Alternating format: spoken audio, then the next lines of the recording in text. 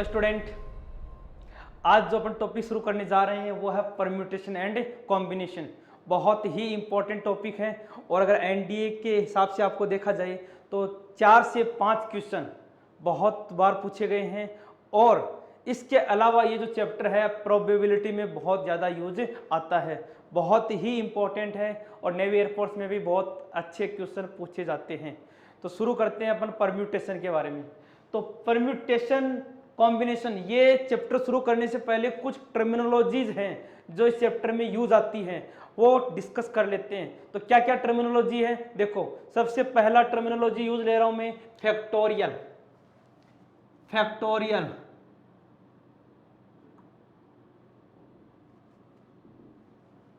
Factorial देखिए factorial क्या होता है, क्योंकि चैप्टर बहुत इंपॉर्टेंट है और इसमें जो टर्म्स हैं किस तरह से डिफाइन है, क्योंकि ये सारा का सारा एक बोलने पे और समझने के ऊपर है। यहाँ पे कोई आइडेंटिटी, कोई फॉर्मूला नहीं है, सिर्फ कॉन्सेप्ट बेसिस है। पूरा का पूरा क्वेश्चन समझने के ऊपर है कि क्वेश्चन का लैंग्वेज क्या है और किस वे में अपन को आंसर देना है। मोस्ट इंपॉर्टेंट क्वेश्चन का लैंग्वेज होगा और लैंग्वेज में जो टर्मिनोलॉजी यूज आती है वही आपको देखनी है। तो मोस्ट इंपॉर्टेंट अपन सबसे पहले जो टर्मिनोलॉजी यूज आएगी चैप्टर में वो डिस्कस करेंगे। तो सबसे पहला टर्मिनोलॉजी मैंने लिया फैक्टोरियल। फैक्टोरियल क्या होता है, फैक्टोरियल किसको बोलते हैं? फैक्टोरियल का मीनिंग है, यस, फैक्टोरियल का मतलब है continued product of first N natural number. N natural number जो है उनको लगातार कंटिन्यूली मल्टीप्लाई करना ही क्या होता है, फैक्टोरियल होता है। एग्जांपल देखिए, जैसे मैंने आपको पूछा 5, फैक्टोरियल ऑफ 5, फैक्टोरियल ऑफ 5, तो सबसे पहले इसको लिखते कैसे हैं, इसको रिप्रेजेंट करते हैं फैक्टोरियल 5, या तो ये वाला साइन यूज करते हैं या फिर फैक्टोरियल 5, इस तरह से लिखते हैं। दोनों का मतलब एक ही है। क्या लिखा हुआ है, continue product of first N natural number, मतलब 5 का अगर फैक्टोरियल निकालना है तो 5 इंटू 4 इंटू 3 इंटू 2 इंटू 1, इस तरह से वैल्यू निकालेंगे। ये नेचुरल नंबर कंटिन्यू 1 2 3 4 5 कहां तक मल्टीप्लाई होगी, जिसका फैक्टोरियल पूछा है। अगर मान लो आपको पूछ रहा है 6 का फैक्टोरियल, तो ये 6 into 5 into 4 into 3 into 2 into 1 लिखेंगे। मान लीजिए आपको 3 का फैक्टोरियल पूछा है, 3 इंटू 2 इंटू 1 लिखेंगे। इसी तरह मान लीजिए आपको यहाँ पे 2 का फैक्टोरियल पूछा है तो 2 इंटू 1 लिखेंगे। 1 का पूछा है तो क्या लिखेंगे, 1 लिखेंगे। कई बार 0 का फैक्टोरियल यूज आता है, 0 का फैक्टोरियल, 0 का फैक्टोरियल भी क्या होता है, 1 होता है। कि 0 को फैक्टराइज नहीं करेंगे यहाँ पे, तो जहां 0 का फैक्टोरियल की जरूरत पड़ेगी वहां पे वैल्यू क्या यूज लेंगे, 1। तो इस तरह से अपन फैक्टोरियल फाइंड करते हैं। इसी तरह अगर आपको मान लीजिए कोई n नंबर का फैक्टोरियल पूछे, कि मान लीजिए कोई नंबर है n, इसका फैक्टोरियल क्या होगा, तो इस n नंबर का फैक्टोरियल आप क्या लिखेंगे, n, अब n -1, n -2, n -3, so on continue 3 to 1। कोई भी नंबर है उसमें एक एक कम करते करते अपन मल्टीप्लाई करेंगे और कहां तक करेंगे, लास्ट में 3 to 1, क्योंकि नेचुरल नंबर कहां से स्टार्ट होता है, 1 से स्टार्ट होता है। इसी तरह मान लो अगर आपको n+1 का फैक्टोरियल निकालना है तो n+1 का फैक्टोरियल कैसे निकालेंगे, n+1 को निकालेंगे n+1 इंटू n फैक्टोरियल, मतलब एक कम किया और इसको ऐसा लिख दिया। आप चाहें तो इसको और आगे तक लिख सकते हैं, n+1 n -1 n -2 so on continue, इस तरह से आप फैक्टोरियल को लिख सकते हैं। तो ये है फैक्टोरियल फाइंड करने का प्रोसीजर। अब देखो, कई बार 9 का फैक्टोरियल मान लो निकालना आपको, आप चाहें तो इसको ऐसा भी लिख सकते हैं 9 इंटू 8 फैक्टोरियल, एक ही बात है। मान लो आपको 7 का फैक्टोरियल निकालना है, आप 7 इंटू 6 फैक्टोरियल, या आप चाहें तो 7 इंटू 6 इंटू 5 फैक्टोरियल, मतलब जहां भी रोकना है नंबर को फैक्टोरियल लगा के अपन रोक देंगे। तो देखिए इससे रिलेटेड क्या क्या क्वेश्चन पूछे जाते हैं एग्जाम में, देखो शुरू करते हैं। सबसे पहले एक क्वेश्चन जो एनडीए एग्जाम में आया हुआ है फैक्टोरियल का, क्या है क्वेश्चन, देखो यस, क्वेश्चन है what is the value of n+2 factorial, n+1 n-1 factorial, n+1 n-1 factorial. अब देखिए ऑप्शन बड़े मजेदार हैं यहाँ पे। पहला आंसर है 1, दूसरा है always an odd integer, and C है परफेक्ट स्क्वायर, और डी है नन ऑफ दीज। ये आपके एनडीए एग्जाम में पूछा हुआ क्वेश्चन है, एनडीए का क्वेश्चन है। देखिए इस क्वेश्चन को करने के लिए आप दो अलग अलग तरीकों से सोल्व कर सकते हैं। या तो n का कोई इंटीजर वैल्यू रख दीजिए और वैल्यू रख के सोल्व कर दीजिए, या फिर आप डार्क फॉर्मूले से कर सकते हैं। देखिए दोनों तरह से करेंगे तो आंसर दोनों ही केस में सही आएंगे। पहला तरीका, ये सबसे बड़ा नंबर है n+2 और सबसे छोटा नंबर है n-1। ध्यान से देखिए, सबसे बड़ा नंबर है n+2 और सबसे छोटा नंबर है n-1। तो अपन क्या करेंगे, पूरे एक्सप्रेशन को सबसे छोटे नंबर तक सोल्व करेंगे। मतलब n+2 को कहां तक सोल्व करेंगे, n-1 तक। तो n+2 को सोल्व करते हैं तो सॉल्यूशन देखिए क्या आएगा, n+2 into n+1 into n into n-1 factorial. n+2, फिर एक कम कर दिया, फिर एक और कम कर दिया, फिर एक और कम कर दिया, यहीं पे छोड़ दिया।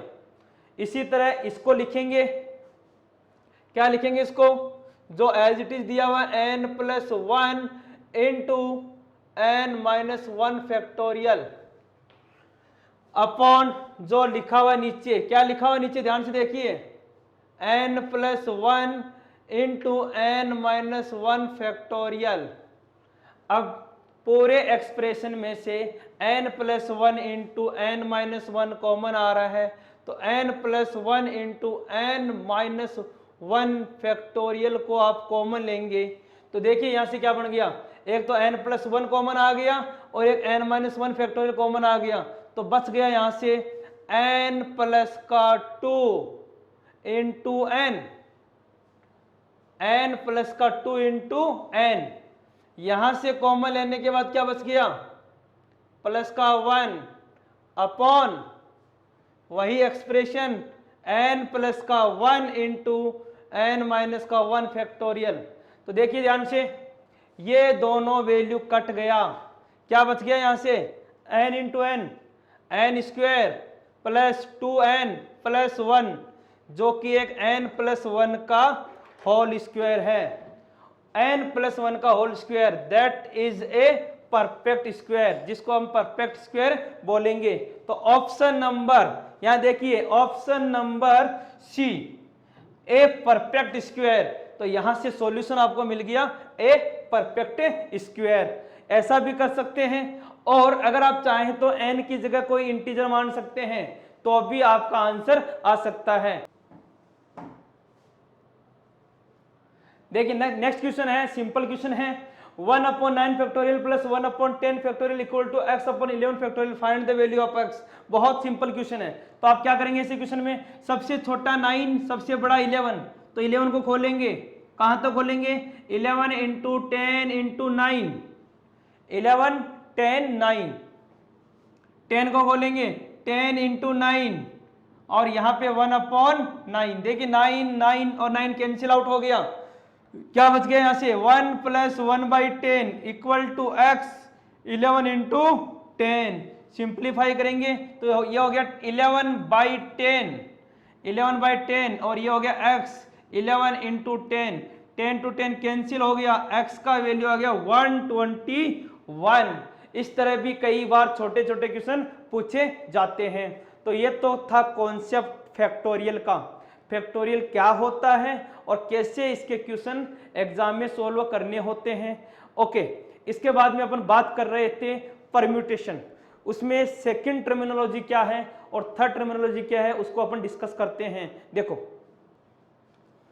जी, क्या टर्मिनोलॉजी बताई थी आपको, फंडामेंटल प्रिंसिपल ऑफ काउंटिंग। देखिए काउंटिंग करने के दो तरीके हैं अपने पास, कोई भी नंबर है, कोई भी वर्क दिया हुआ है, उसको काउंट करने के आपके पास दो तरीके हैं, एक होता है मल्टीप्लिकेशन और दूसरा होता है एडिशन करने का तरीका। तो देखिए दोनों की चर्चा करते हैं। Fundamental of principle of counting, दो तरह की काउंटिंग है, एक है मल्टीप्लीकेशन और दूसरा है एडिशन। देखो किस तरह से मल्टीप्लीकेशन यूज करते हैं और किस तरह एडिशन यूज करते हैं। मल्टीप्लीकेशन हमेशा इनटू का साइन यूज लेंगे और एडिशन में प्लस का लेंगे। देखो मैं एक छोटा सा एग्जांपल दूंगा, यहां से आपको दोनों चीज समझ में आ जाएगी। क्या है एग्जांपल, देखो मान लो आप यहां पे खड़े हैं ए सिक्कर,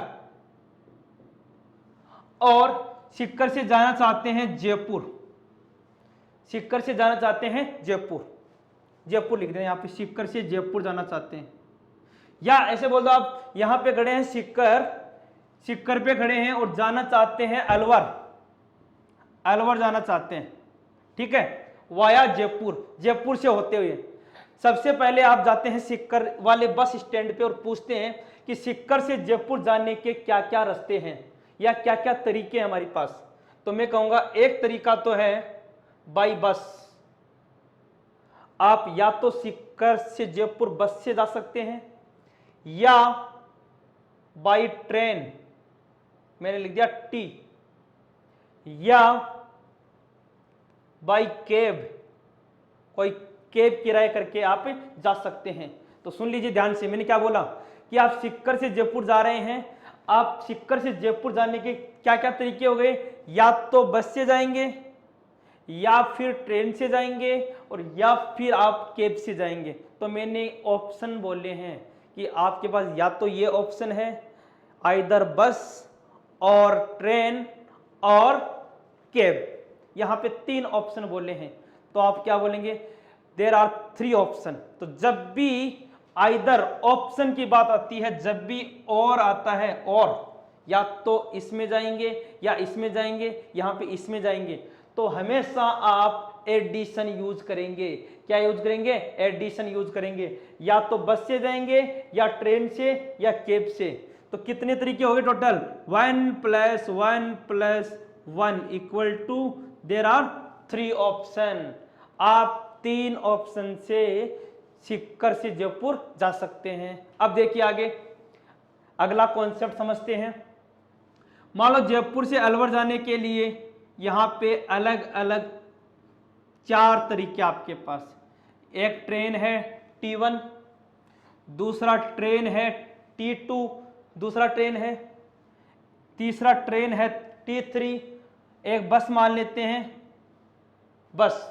तो ये 4 तरीके आपके पास जयपुर से अलवर जाने के हैं। आप कहेंगे सर जयपुर से अलवर आ गए, अब जयपुर से अलवर या तो जाएंगे फर्स्ट ट्रेन से, या जाएंगे सेकंड ट्रेन से, या जाएंगे थर्ड से, और या जाएंगे बस से। क्या बोल रहे हैं, या ऑप्शन है आपके पास। तो टोटल कितने तरीके हो गए, 1 + 1 + 1 + 1, कितने तरीके हो गए, 4। लेकिन अगर कोई स्टूडेंट ऐसे बोले सर मैं सिक्कर से अलवर जाना चाहता हूं, सिक्कर से अलवर वाया जयपुर, सिक्कर से अलवर जाना चाहता हूं वाया जयपुर, तो मैं इसको क्या बोलूंगा, पहले सिक्कर से जयपुर एंड जयपुर से अलवर। तो बताइए कौन सा साइन यूज में आया, आप कहेंगे एंड वर्ड यूज में आता है। जब भी आपके एंड वर्ड यूज में आता है तो आप कौन सा साइन काम में लेंगे, मल्टीप्लाई। जब भी आपके पास और यूज में आता है क्या लेंगे, प्लस। तो मैंने क्या बोला, सिक्कर से जयपुर एंड जयपुर से अलवर साइमल्टेनियसली, एक के बाद एक कॉन्टिन्यूस हो रहा है। तो आप बोलेंगे कि सिक्कर से जयपुर 3 एंड के लिए मल्टीप्लाई, जयपुर से Alwar 4, how many total ways 12 है। तो सिक्कर से अलवर जाने के कितने तरीके हो गए, टोटल 12 तरीके हो गए, जहां से आप सिक्कर से अलवर जा सकते हैं। ध्यान से देखिए दोनों वर्ड बहुत इंपॉर्टेंट है। जब भी और वर्ड यूज में लूंगा तो प्लस का साइन, एंड का यूज लूंगा तो मल्टीप्लीकेशन आएगा। आप यहां पे ऐसा नहीं बोल सकते कि सर मैं सिक्कर से जयपुर जा रहा हूं तो बस एंड ट्रेन से जाऊंगा। क्या कभी ऐसा हो सकता है कि मैं सिक्कर से जयपुर बस एंड ट्रेन से जाऊंगा? नहीं, मैं बोलूंगा या तो बस से जाऊंगा या ट्रेन से, एक साथ दोनों चीजें पॉसिबल नहीं हो सकती। तो जब भी एंड आए, जब भी एंड का साइन यूज आए तो मल्टीप्लाई लेना है, और जब भी और का साइन आए तो आपको प्लस का साइन लेना है। तो मैंने लिखा सीकर से जयपुर एंड जयपुर से अलवर, सीकर से जयपुर 3 वेज एंड जयपुर से Alwar 4 ways, then total are 12 ways. Total कितने तरीके हो गए? 12 तरीके हो गए। तो यहां से आपको एंड और का मीनिंग समझना होगा। जो एंड वाला है, जो एंड वाला है वो आ रहा है मल्टीप्लिकेशन में, और वाला आ रहा है वो आ रहा है आपका एडिशन में। तो इन दोनों ही चीजों को आपको समझना होगा। एक छोटा सा एग्जांपल करते हैं, देखो। यस सर, क्वेश्चन है a room has 6 door, in how many ways can a man enter the room through 1 door and come out from different door. मतलब एक इस तरह का आपके पास रूम है, एक रूम है जिसमें 6 अलग अलग डोर बने हुए हैं। एक डोर यहां से, एक डोर यहां से, एक डोर यहां पे, एक डोर यहां पे और एक डोर यहां पे। यहां पे 6 डोर अलग अलग हैं। तो इन 6 डोर में इंटर करने के लिए सबसे पहले क्या कहेगा कि या तो मैं इस वाले से या आइदर फर्स्ट और सेकंड और थर्ड और फोर्थ और फिफ्थ और sixth. So there are 6 ways to enter in room. So there are 6 ways. क्या बोला? either 1, either 2, either 3। तो सबको मैं ऐड करूंगा, कितने तरीके हो गए? 6 तरीके। एंड अब इंटर हो गया, इंटर के बाद लिखा कम आउट फ्रॉम, अब बाहर आना है, फ्रॉम डिफरेंट डोर। अब बाहर आने के लिए कितने ऑप्शन है? There are 5 option, there are 5 option, because जिस गेट से इंटर हुआ है उससे बाहर नहीं आ सकता। तो बाहर आने के कितने तरीके हैं? 5, अंदर जाने के 6, बाहर आने के 5। और अगर इस पूरी प्रोसीजर को मैं एक साथ बोलूं कि अंदर आकर बाहर आना, पहले अंदर आया एंड उसके बाद बाहर आया, तो पहले अंदर आया उसके बाद बाहर आया, तो 6 × 5 दैट आर 30।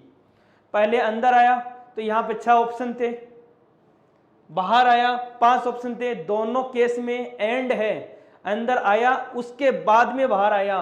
तो जब भी एंड आए तो एंड के लिए जब भी एंड वर्ड यूज में ले तो मल्टीप्लाई आएगा। इसका मतलब 6 × 5 दैट आर 30 वेज। 30 तरीके से वो अंदर आके अदर गेट से बाहर निकल सकता है। तो यहां से आप एंड और का कॉन्सेप्ट अच्छे से समझ सकते हैं। इसके बाद देखिए नेक्स्ट एग्जांपल। यस, क्वेश्चन है find the number of 4 letter word with और विदाउट मीनिंग रोज। ध्यान से देखिए, ROS ये 4 लेटर यूज करके, 4 लेटर यूज करके आपको एक 4 लेटर का वर्ड बनाना है। मतलब कितने तरह से आप बना सकते हैं ये 4 वर्ड्स का लेटर बना के। तो सुन लीजिए ध्यान से, यहां पे 2 केस बोल रहा हूं मैं। पहला केस है रिपीटेशन अलाउ, रिपीटेशन अलाउ मतलब जो भी लेटर है वो दोबारा आ सकता है। और सेकंड केस है रिपीटेशन नॉट अलाउ, जो लेटर आया वो दोबारा नहीं आ सकता। तो देखिए सबसे पहले मैं यहां पे कोई लेटर रखना चाहता हूं, इस जगह पे कितने लेटर आ सकते हैं? अगर मैं फर्स्ट कंडीशन से बोलूं तो आप बोलेंगे या तो यहाँ पे आर आ सकता है, या ओ आ सकता है, एस आ सकता है, ई आ सकता है। So there are 4 option. How many option for that? 4 option. इसके बाद में अगले स्थान पे, अगली पोजीशन पे कितने लेटर आ सकते हैं? आप कहेंगे रिपीटेशन अलाउ है, इसका मतलब यहां पे कितने लेटर आ सकते हैं? यहां भी 4 कोई भी लेटर आ सकते हैं। इसी तरह यहां कितने आ सकते हैं? यहां भी कोई भी 4 आ सकते हैं। एंड यहां पे कितने आ सकते हैं? यहां भी 4। तो आपने क्या बोला? पहली पोजीशन पे 4, एंड सेकंड पे 4, एंड थर्ड पे 4, एंड फोर्थ पे 4। तो जब भी एंड यूज लेंगे तो 4 × 4 × 4 × 4, आंसर हो गया 4 टू पावर 4। क्वेश्चन का लैंग्वेज समझिए, पहले पोजीशन पे या तो आएगा आर, या आएगा ओ, या आएगा एस, या आएगा ई। आपने क्या बोला? और। तो जब भी और बोलेंगे तो और के लिए क्या लिया? प्लस। तो मैंने चारों पोजीशन प्लस कर दी। फिर मैंने लिया एंड, अगली पोजीशन पे फिर 4 एंड, तो जब भी एंड तो मल्टीप्लाई। सेकंड देखिए, रिपीटेशन नॉट अलाउ।